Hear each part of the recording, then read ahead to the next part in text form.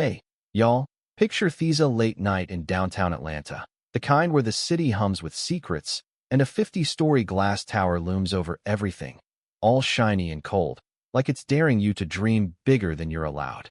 That's where I first saw her, Lena Washington, mopping the marble floors of Carter Enterprises, her gray uniform blending into the shadows, invisible to the suits who run this place until one spilled bucket of soapy water changed everything. I'm Marcus Carter, and this is the story of how one night flipped my whole world upside down, made me question what I'd been chasing my entire life. It was past midnight, and I was burning the candle at both ends in my corner office, tie loose, bourbon in hand, staring at spreadsheets that screamed success but left me hollow.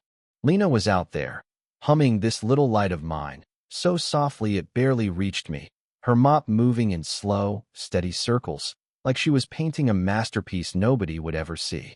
She'd been cleaning these halls for 6 years, and I'd never said more than a nod until that night, when her elbow caught the bucket, and water splashed across my pristine floor, right up to my office door.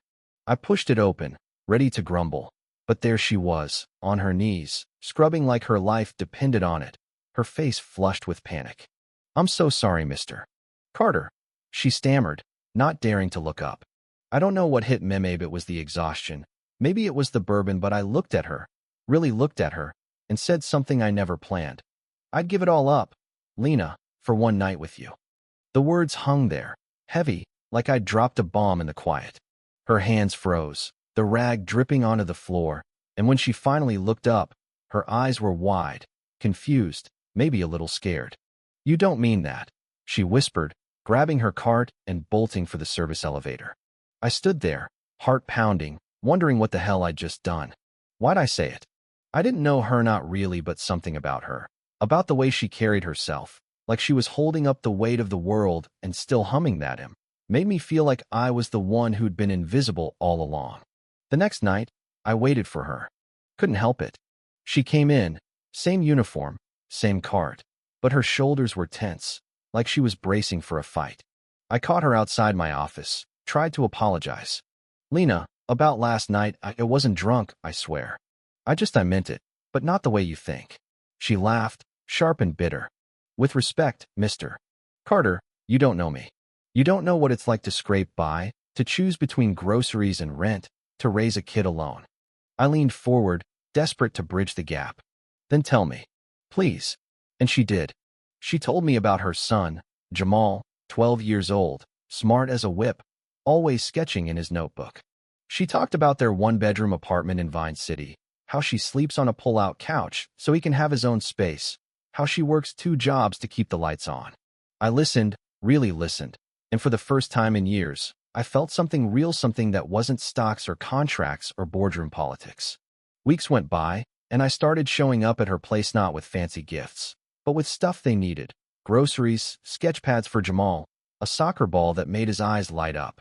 I'd sit at their wobbly kitchen table, helping with math homework, burning macaroni and cheese, laughing when Lena teased me for not knowing how to work a stove.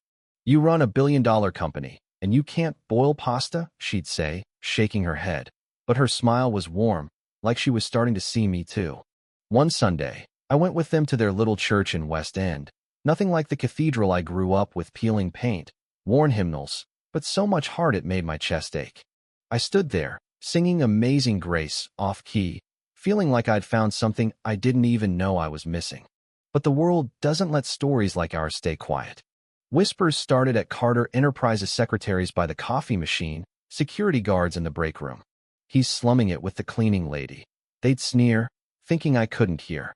Then the headlines hit: "Billionaire CEO's secret affair with Maid." Lena's face burned every time she walked past a coworker's smirk. At church, folks who'd once hugged her now whispered behind her back, calling her a gold digger, saying she'd trapped me with Jamal. One night, I found her in my office, tears streaking her face. "They think I'm after your money, Marcus. They think I'm nothing." I grabbed her hands, still damp from cleaning. "You're everything, Lena. Let them talk." But she pulled away, voice shaking. "What happens when it's not just talk? When it's your board, your stock, your whole empire crumbling because of me?" I told her I'd shout it from the rooftops, her, Jamal, us, but she just shook her head, fear winning out. It got worse. My board called an emergency meeting, said the stock was down 20%, that I was losing focus. Old man Thompson, my mentor, leaned across the table and hissed, "End this nonsense, Marcus, or you're out." I walked away, but the pressure followed me home to my penthouse, where I sat alone, staring at Jamal's drawings pinned to my wall. I'd never prayed much, but that night, I hit my knees. God, I've chased the wrong things my whole life. Show me how to fight for what matters. The answer came at dawn. I had to choose. I showed up at Lena's apartment, heart in my throat, ready to beg. She wasn't there. Her neighbor, Miss Clara, said she'd left for work, looking like she hadn't slept in days. I raced to the tower, found her mopping the east corridor, her hands gripping the handle like it was her lifeline. "Lena, I can't live without you and Jamal," I said. She wouldn't look at me. "You have to, Marcus. Your world's too big for us." Then Jamal's voice cut through, small but fierce. "Mom, Dad, stop fighting." He'd skipped school, tears streaming down his face. "I just want us to be a family." Lena froze, her arms trembling as she pulled him close. I knelt beside them, promising I'd never walk away again. The next morning, the board called a town hall to oust me. The room was a sea of suits and camera flashes, everyone waiting for my fall. I walked in, not in my usual Armani, but jeans and a work shirt, Lena and Jamal by my side. The board chairman, Thompson, sputtered, "This is outrageous, Marcus." I stepped to the podium, heart pounding but sure. I built this company for 30 years, thinking it was my legacy. I was wrong. Real wealth is here. Lena's strength, Jamal's heart, the family I almost lost. The room went silent, then erupted in applause, regular employees drowning out the board's protests. I turned to Lena, took her face in my hands, and said, "I love you," loud enough for the world to hear. Jamal grinned, tugging my sleeve. "Does this mean you're staying, Dad?" I lifted him up, Lena leaning into us, and the cameras caught it. "Alla family, not a scandal."